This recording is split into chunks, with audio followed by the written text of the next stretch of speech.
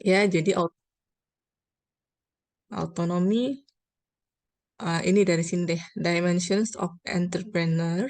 The entrepreneur dimensions encompass 5 entrepreneur orientation counterparts: autonomy, innovation, proactiveness, competitive aggressiveness, and risk taking.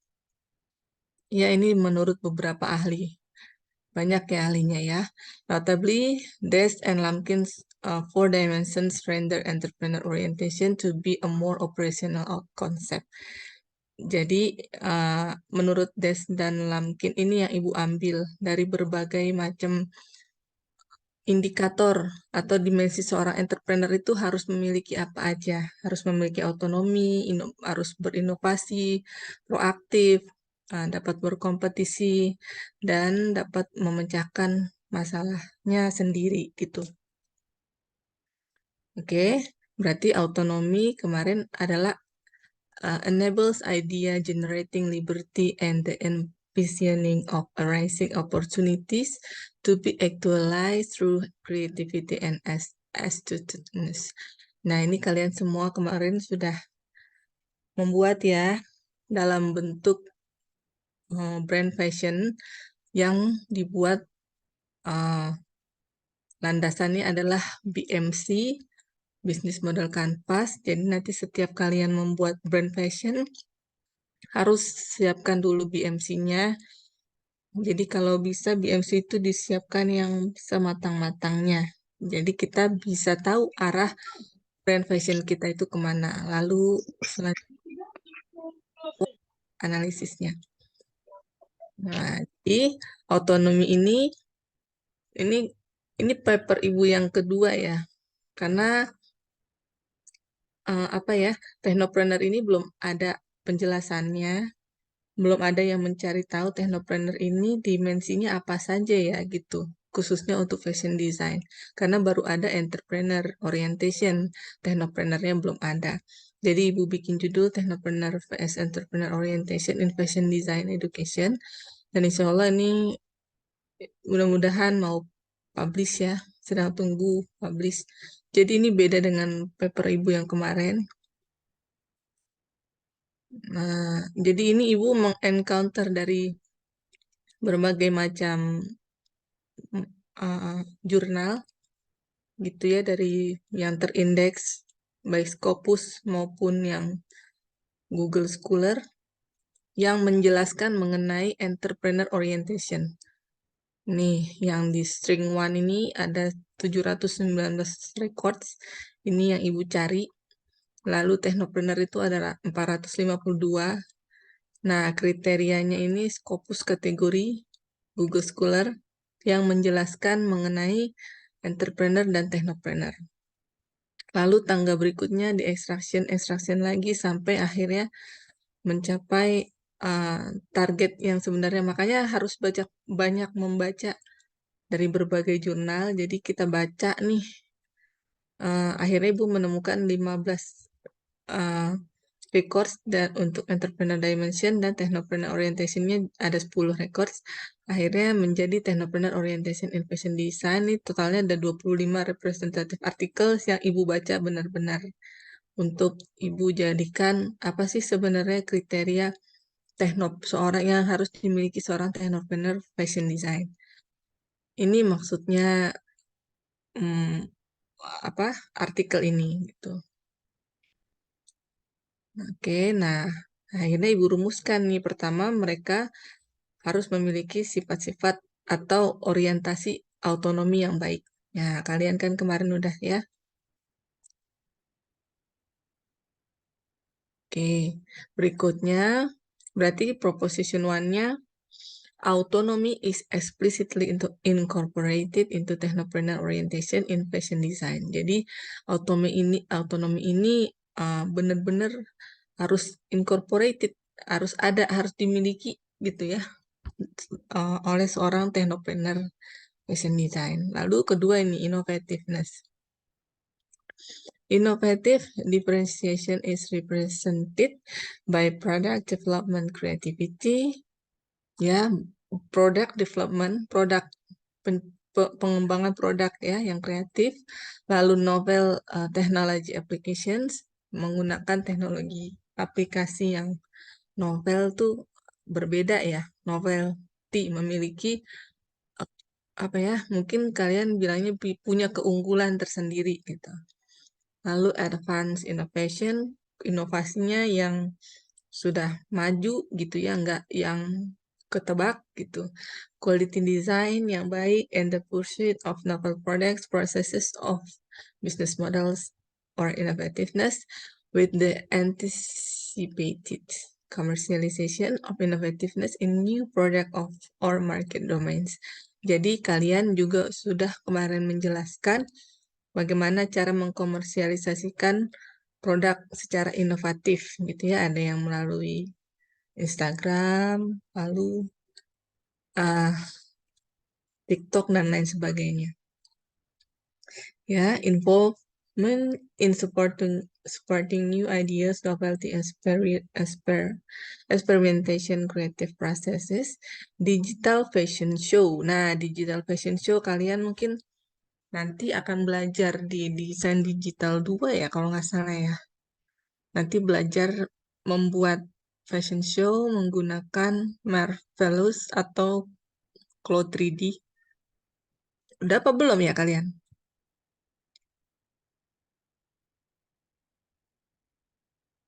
Belum Ibu. Belum ya? Eh, by the way, ini tulisan ibu kelihatan nggak sama kalian?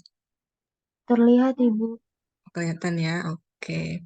Ya nanti jadi seorang desainer fashion design itu harus memiliki kemampuan kapabilitas untuk uh, memiliki teknologi yang baik gitu ya, teknologi yang baik supaya tidak ketinggalan zaman gitu. Itulah bedanya technopreneur dan entrepreneur. Nah, lalu ada new service distribution commercialization, ada omni-channel marketing yang seperti Ibu bilang kemarin. Jadi kita dari handphone lalu bisa ngeklik langsung ke Shopee, ngeklik langsung ke mana-mana. Jadi memudahkan pembeli dan akhirnya pembeli merasa mudah gitu untuk beli produk kita, gitu ya. Nah, semuanya commercialization ini memiliki novel process-based technology gitu ya, new marketing and market-based innovation ya. Jadi bisa digital marketing or application, bisa menggunakan e-commerce, one-on-one service, and web juga bisa. Lalu summarily, a technopreneur in fashion design must incorporate innovation to sustain in the apparel industry amidst Industrial Revolution 5.0. Jadi proposition 2-nya, innovativeness is explicitly incorporated into technopreneur orientation in fashion design. Jadi seorang technopreneur fashion design harus inovatif, gitu ya. Yang ketiga, sampai sini ada pertanyaan? Jika nggak ada, Ibu lanjutkan. Yang ketiga adalah proactiveness. Nah, yang tadi inovatif, yang ini proaktif. Apa bedanya?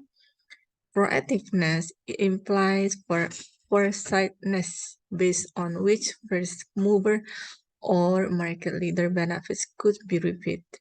The search for market opportunities to present novel products or service ahead of one's competitors and the anticipation of future demand. Jadi sebelum apa namanya?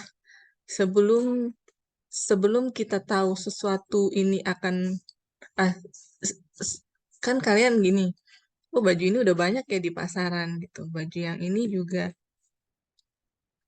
beredar di pasaran itu kenapa sih bisa banyak orang suka baju itu? Gimana ya caranya? Nah, kalian lebih proaktif, memiliki proaktifness. Jadi maksudnya kayaknya nih mungkin bisa dibilang kayak kalian bisa lebih memprediksi gitu yang seperti ini nih akan lebih disukai pasar. Nah, itu kira-kira proaktif tuh seperti itu terhadap sesuatu uh, tentunya yang future demand. Jadi kalau ini inovatif kan membuat produk yang disukai orang, tapi proactiveness lebih ke kira-kira apa yang akan disukai orang ya. Nah, gitu. Oke. Nah, specifically proactive technopreneur orientation denotes the seeking of opportunities. Jadi mereka mencari atau mengejar keuntungan in line with future technologies and digitalization. Jadi dengan menggunakan apa namanya teknologi, mereka mencari peluang-peluang apa saja yang bisa menjadikan mungkin tambahan apa ya, tambahan pemasukan mereka. Nah, gitu. Jadi mereka aji mumpungnya tuh, oh ya, dengan seperti ini kita bisa buat seperti ini. Dengan teknologi kita akan membuat jadi seperti ini gitu. Jadi itu lebih memiliki sifat proaktif gitu ya. Nah, salah satunya adalah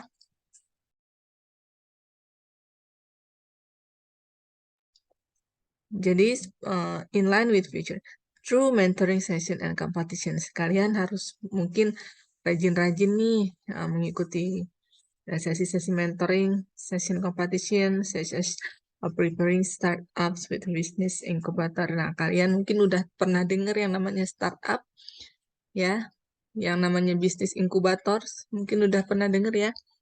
Jadi seseorang itu mendapatkan suatu pelatihan, itu namanya kita memiliki sifat untuk mengejar sesuatu dengan mm, mengikuti atau mempreparekan startup kita dengan mengikuti bisnis inkubator itu kita sudah proaktif gitu maksudnya. Jadi gimana ya caranya supaya bisa lebih up to date lagi startupnya inkubator kita. Nah, kita ikut mentoring-mentoring session. Nah, jadi kita namanya itu proaktif gitu. Nah, nanti minggu depan insya Allah ada, mungkin kalian udah mengenal Kak Andre ya, Ferdiawan. Beliau kayaknya udah sering kalian dengar juga ya namanya. Udah sering ikut lomba mengenai startup dan memiliki ada startup fashionnya digital The Designer dan Study Fashion. Dan beliau juga memahami betul yang namanya bagaimana menciptakan ide-ide inovatif, kreatif gitu ya, yang bisa dijadikan startup bisnis ke depan. Nah, makanya untuk UTS kemarin, Ibu minta kalian mengerjakan BMC dan SWOT analysis. Nah, untuk berikutnya di UAS, kalian nanti harus mencari suatu pemikiran, boleh ide kreatif, boleh nanti akan dijelaskan oleh Kak Andre. Mungkin di sini Ica juga sering ikut lomba ya. Jadi Ica juga paham apa sih bagaimana cara mengolah ide-ide kreatif supaya bisa dikembangkan. Ada yang menjadi suatu produk, ada yang bisa menjadi kewirausahaan, dan lain sebagainya, pengembangan lainnya. Nah, nanti itu adalah bagian dari seorang teknopreneur karena menggunakan teknologi di dalamnya. Gitu. Oke. Nah, ya, jadi kalian juga harus sering mengikuti business seminars from academicians, networking yang baik, collaborating with alumni, practitioners in the industry. Jadi kalau udah punya produk, nanti kita bisa kolaborasi bersama alumni atau praktisi industri gitu ya. Jadi kita lebih proaktif, nggak di situ-situ aja. Ya, product proactiveness could be characterized using technology by focusing on market or consumer requirements and service ahead of the competition and acting in anticipation of future demand. Jadi kegunaannya, manfaatnya itu untuk mengantisipasi uh, kebutuhan masa depan yang semakin banyak gitu ya. Jadi kita kira-kira apa yang dibutuhkan? Oh, study fashion. Study fashion ini berguna untuk apa gitu? Latar belakangnya apa nih? Karena kalian S1 apa D4 ini ya? S1, S, satu ah, ya, S, Bu. apalagi anak-anak S1 harus memiliki latar belakang atau dapat dapat melihat segala sesuatunya tuh lebih dalam gitu dibandingkan dengan D4. Kalau D4 kan lebih ke produk ya. Kalau kalian lebih ke dalamnya tuh penulisan mungkin ya. Juga lebih dalam lagi mengelola. Kalau kalau kemarin di BMC kan hanya sekedar, bukan hanya sekedar sih, maksudnya bagaimana memperkenalkan produk kalian atau merancang, mendesain, planning gitu ya. Organizing, POAC ya, actuating and organizing gitu kan konseptualnya.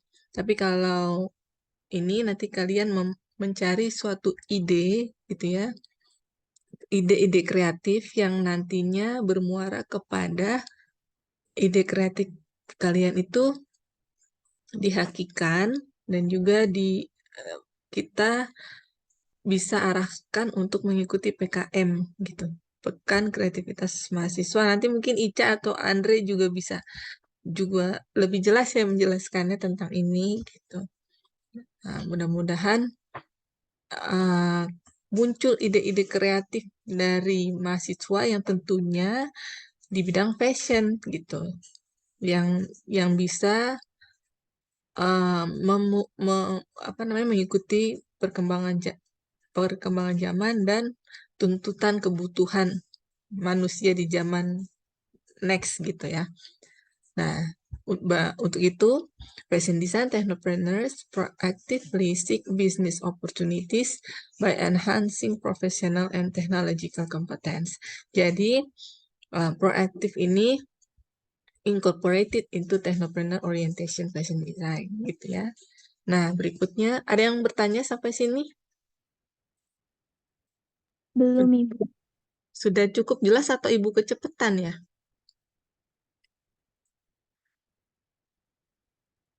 Jika sudah cukup jelas, Ibu lanjut lagi ya. Berikutnya Ibu, adalah mohon risk-taking. maaf.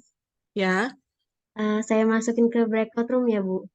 oh iya ya. Ya, Baik, Mbak Nimas. Terima kasih. ya terima kasih, Bu. Hmm.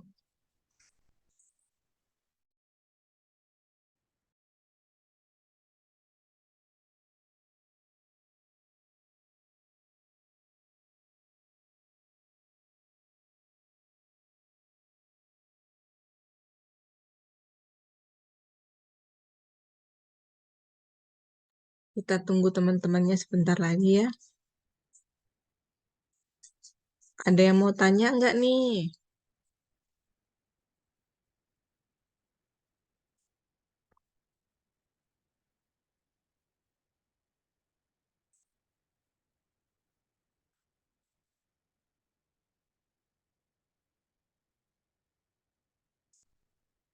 Oke, udah mulai full lagi.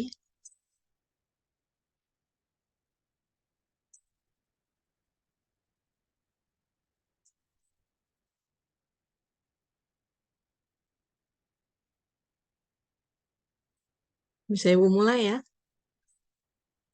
Berikutnya adalah risk taking.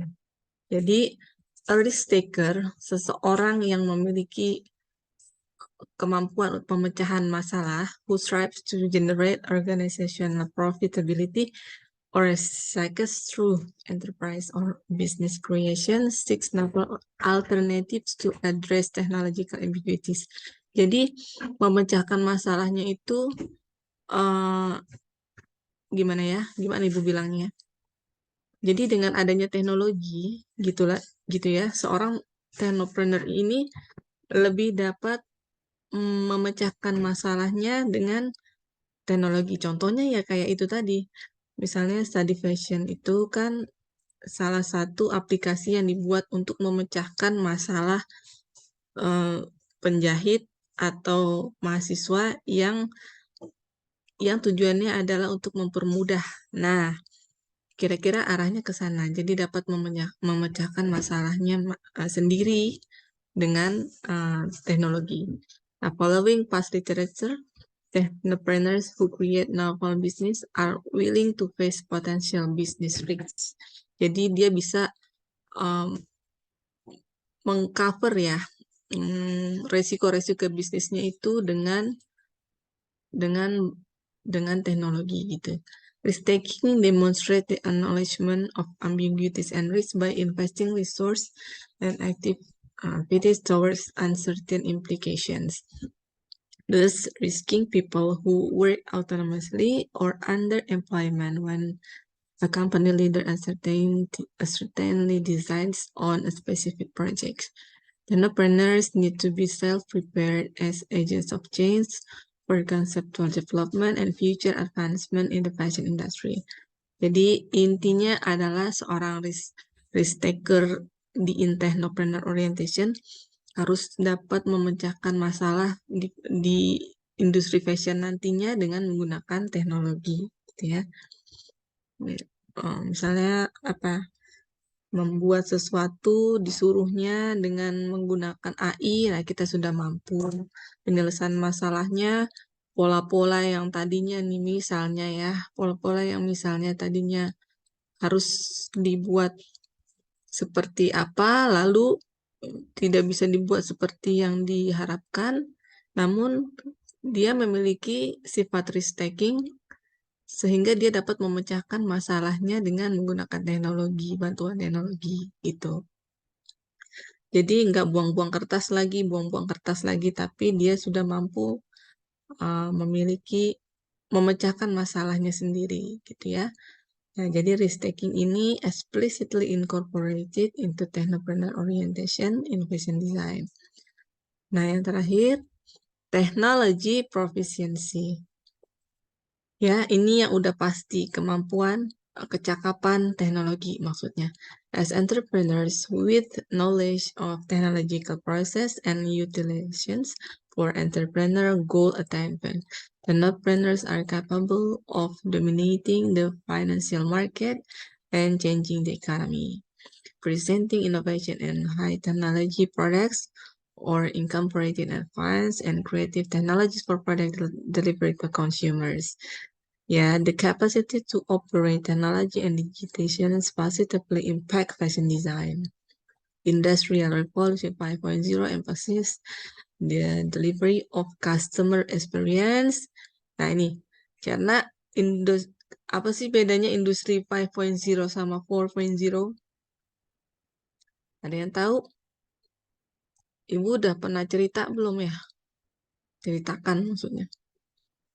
Jadi industri 4.0 adalah industri di mana kita berhadapan dengan apa tuh ya namanya? Mesin. Jadi semuanya serba mesin. Akhirnya orang-orang terkalahkan, ya, keberadaan manusia itu terkalahkan oleh mesin. Itu di industri 4.0. Nah, maka muncullah industri revolution 5.0 sehingga antara manusia dan robot ini berkolaborasi, tapi otaknya tetap manusia supaya apa? Tidak menghilangkan pekerjaan yang tadinya bisa dilakukan hanya oleh mesin, tapi manusia jadinya kebanyakan nggak digunakan otaknya, padahal otak manusia ini kan uh, harusnya yang dapat mengoperasikan mesin-mesin tersebut. Nah, jadi untuk itulah technopreneur orientation harus memiliki teknologi proficiency. Jadi karena Industrial Revolution 5.0 itu adalah uh, ingin mengatasi berbagai masalah yang terjadi di revolusi 4.0 gitu ya. Di mana nantinya manusia yang mengelola mesin-mesin besar gitu ya. Jadi manusia tetap mendapatkan tempatnya, pekerjaannya sendiri gitu. Jadi tidak dapat tergantikan. Nah, karena Industrial Revolution 5.0 ini emphasizes the delivery of pertama nih customer experience. Dia nggak bisa kalau mesin nggak bisa memberikan customer experience ketimbang dari kita berbicara dari hati ke hati, nah ya. Lalu hyper customization. Nah, hyper itu customisasinya kita dapat membuat, maksudnya gini, kalau manusia kan bisa bikin baju paling berapa banyak ya dengan nggak dibantu mesin gitu ya. nggak dibantu mesin besar misalnya. Tapi dengan kemampuan yang dimiliki seorang teknopreneur fashion design dapat mengoperasikan mesin dan kustomisasi. Jadi akhirnya pekerjaan yang apa namanya yang dapat apa ya pekerjaan dapat lebih mudah dilakukan karena mesin-mesin pabrik yang besar-besar itu membantu kita. Jadi mereka itu membantu kita justru bukan mereka menghilangkan kita gitu ya. Lalu yang ketiga, responsive and distributive supply chain. Ini pasti ya, karena kebutuhan distribusinya supaya dapat berputar terus gitu ya supply chain. Lalu experience and activated atau interactive projects and human resource returns to factories. Jadi human resources sumber daya manusia itu ada di dimanapun berada, tidak mati oleh revolusi industri itu sendiri, gitu ya. Ini menurut beberapa apa namanya, hmm, menurut beberapa ahli. Nah, overall technologically proficient fashion design entrepreneurs play a substantial role in the fashion industry as future fashion design graduates. Nah, as future fashion design graduates, gitu ya. Jadi lulusan fashion design nanti harus dapat mengencounter complexities in pursuing the technological opportunities dengan mengejar keuntungan dari teknologi ya resulting from industry revolution 5.0. Jadi tidak lagi manusia yang terkorbankan gitu ya karena mesin-mesin industri, tetapi kita yang dapat memegang kendalinya gitu. Untuk itulah technology proficiency is explicitly incorporated into technopreneur orientation in fashion design. Ini conclusionnya ya sebenarnya kita merujuk pada Sustainable Development Goals SDGs ya. Tentunya SDG 4 ya, education, lalu 8, promote inclusive and sustainable economic growth, employment, and decent work for all. Lalu SDG 12, responsible consumption and production. Lalu SDG 13, climate action, possibly accelerated the program of sustainability. Jadi yang kita lakukan ini tentunya dapat diupayakan dapat mempercepat sustainability gitu. Nah, akhirnya future research yang muncullah ini propose conceptual framework. Ibu sedikit menjelaskan karena nanti kalian kan bikin skripsi ya. Ini namanya conceptual framework. Dari entrepreneur orientation kita dapat innovativeness. Ini satu lagi tadi. Ibu lupa apa ya. Autonomi ini di atas nih. Lalu inovatif, proactive, risk taking. Lalu technopreneur orientation itu memiliki tentunya berdasarkan entrepreneurship ya. Lalu dia meng-create future idea, business innovation, seek opportunity, and technology proficiency. Ini kepotong. Lalu jadilah technopreneur orientation fashion design. Nah, kira-kira seperti itu. Coba Ibu stop share, lalu Ibu masuk lagi ke sini. Nah, kalian lihat ini, yang Lihat. biru-biru,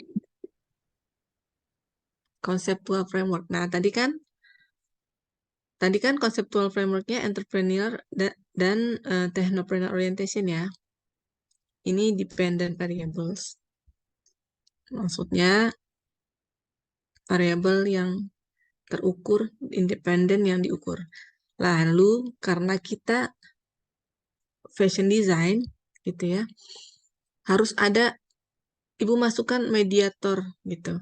Jadi sebelumnya belum pernah ada nih ternyata yang meneliti sustainable fashion design curriculum. Makanya Ibu sedang apa ya nanti kalau ada perubahan kurikulum lagi, ingin mengajukan gitu, bahwa di tengah-tengah ini perlu adanya fashion sustainability.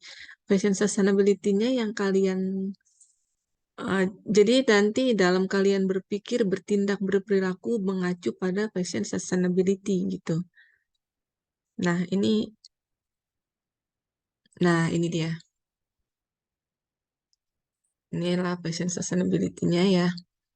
Fashion sustainability ini Bu ambil dari Hur and Cassidy, ada dari Fletcher, Kozlowski, dan Henninger.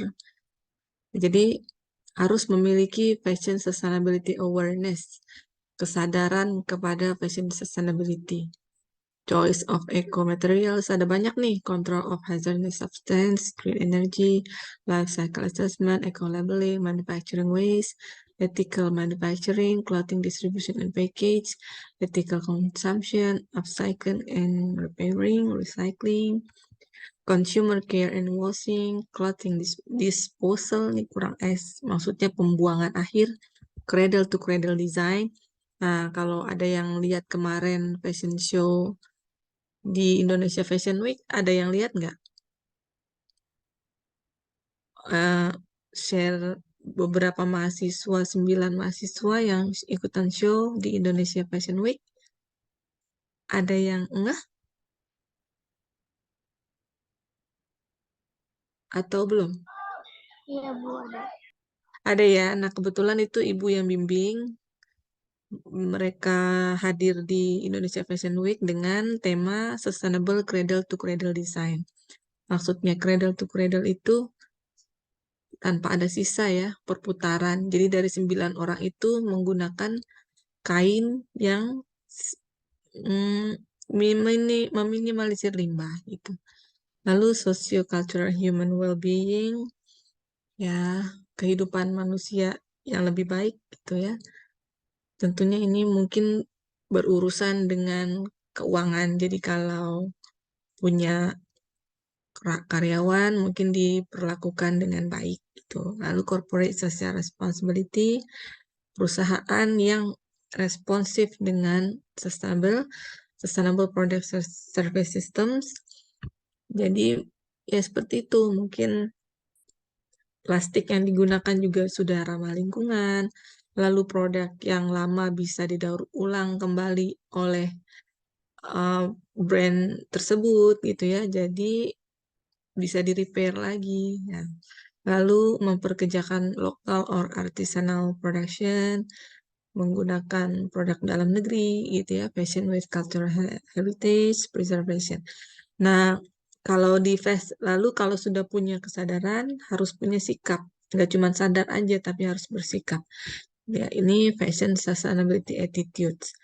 Yang dimensinya itu ada level of importance, bagaimana pentingnya, level of interest, bagaimana uh, ketertarikannya, lalu level of responsibility, responsible-nya bagaimana, lalu level of involvement, pengembangannya, ekspektasinya, dan prioritasnya ke dalam desainnya.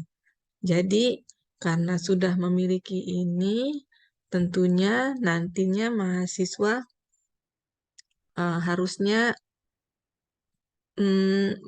lebih memiliki ide-ide inovatif kreatif yang dilatar belakangi oleh orientasi teknopreneur yang dimediasi oleh fashion sustainability gitu untuk dijadikan ide startupnya gitu ya.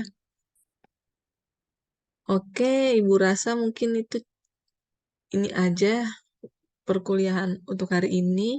Minggu depan karena ini tampaknya nggak tahu ya kalian tampaknya sulit apa tampaknya mudah, tapi nanti dalam proses kalian mencari ide udah punya ide nih dari sekarang. Nah, tapi kalau belum bisa menemukan ide produk apa yang akan dibuat atau nggak nggak dibuat pun nggak apa-apa, sekedar gagasan nanti namanya ada gagasan inovatif. Ya, Ibu agak lupa. Lalu bisa dijadikan juga kewirausahaan dan lain sebagainya. Jadi nanti minggu depan kita ketemu dengan Kak Andre untuk menjelaskan lebih detail lagi apa-apa saja yang bisa dijadikan ide seorang technopreneur orientation yang nantinya akan kita coba hakikan ide-ide kalian itu. Gitu. Nah, nanti kalian juga mempresentasikan seperti kemarin. Mungkin 3 minggu itu kita presentasi ya, karena kan mahasiswanya banyak. Jadi minggu depan kita sama Kak Andre, 3 minggu lagi kita presentasi, berikutnya kita hampir selesai kan ya, UAS gitu. Oke, Ibu rasa sudah cukup ya materinya. Jadi yang harus dimiliki itu adalah inovatif, kreatif. Tunggu. Yang harus dimiliki itu adalah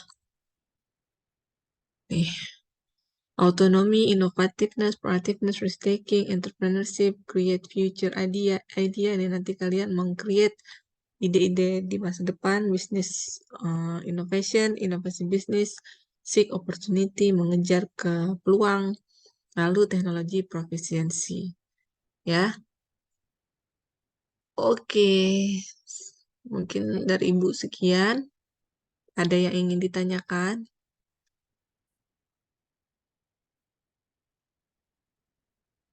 Sudah cukup jelas? Ini sudah di-capture apa ini hari ini? Belum, Ibu. Dan Nanti saya screenshot semuanya tolong on cam ya.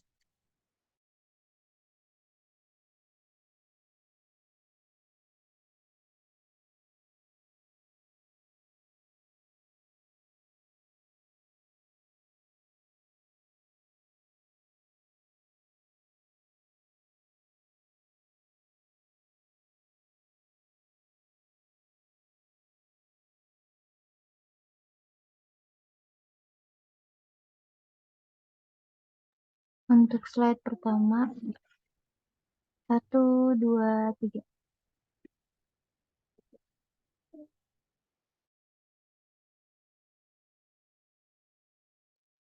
Slide kedua, 1, 2, 3.